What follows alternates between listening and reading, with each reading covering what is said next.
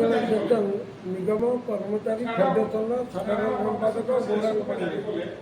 କହିବେ ଆପଣମାନେ ଆଜି ଆପଣ କ'ଣ ମୁଖ୍ୟ ଦାୟିତ୍ୱ? ଆମର ରାଜ୍ୟ ଫେଡେରେସନ୍ ବୈଠକ ହେଉଛି, 30 ଜିଲ୍ଲାର ପ୍ରତିନିଧିମାନେ ଅଛନ୍ତି।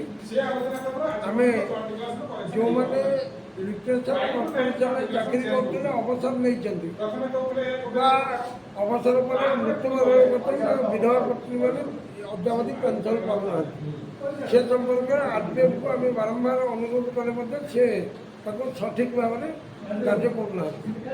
ଏତଭିନ୍ନ ଆମର ଉଠା ଜଳସେଚନ ପଏଣ୍ଟ ଗୁଡ଼ିକ ଯେଉଁଗୁଡ଼ିକ ପାଣି ପଞ୍ଚାୟତକୁ ହସ୍ତାନ୍ତର ହେଲା ସେଗୁଡ଼ାକ ସଠିକ୍ ଭାବରେ ଚାଲୁନାହିଁ ଏବଂ ଅନେକ ଦୁର୍ନୀତି ହେବା ଫଳରେ ଉଠା ଜଳସେଚନ ପଏଣ୍ଟ ଗୁଡ଼ିକ ଅଚଳ ହୋଇଯାଇଛି।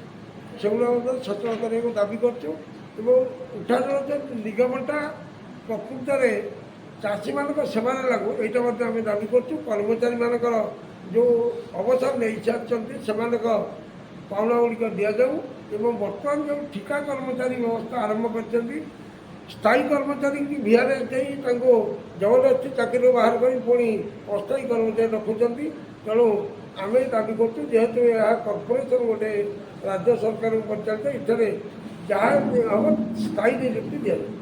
ଏହିସବୁ ଦାବି ନେଇ ଆଜି ଆମ ରାଜ୍ୟ ଫେଡେରେସନ୍ ନିଷ୍ପତ୍ତି କରୁଛି ଏବଂ ପେନ୍ସନ୍ ଯେଉଁ ପ୍ରାପ୍ୟ ଅଛି ବିଧବା ଲୋକ ପାଇନାହାନ୍ତି ବା ଯିଏ 70 ବର୍ଷ 75 ବର୍ଷ ହେଲାଣି ବୁଢ଼ା ଲୋକ ପାଉନାହାନ୍ତି, ତାଙ୍କ ପେନ୍ସନ୍ ଯଦି ନ ଦିଅନ୍ତି, ଆଜି ନିଷ୍ପତ୍ତି ହେଉଛି ଯେ ଆମେ ଆର୍ପିଏଫ୍ ଅଫିସ୍ ଆଗରେ ସମୂହ ଗଣଧାରଣା, ଯେଉଁମାନେ ବୁଢ଼ାବୁଢ଼ୀ ପାଇନାହାନ୍ତି ସେମାନେ 60-70 ବର୍ଷ ହେଲାଣି ସେମାନେ ଆସିକି ଧାରଣାରେ ବସିବେ। ଭୁବନେଶ୍ୱରଠାରେ ଏକ ବଡ଼ ଧରଣର ଶୋଭାଯାତ୍ରା ରାଲି କରାଯିବ।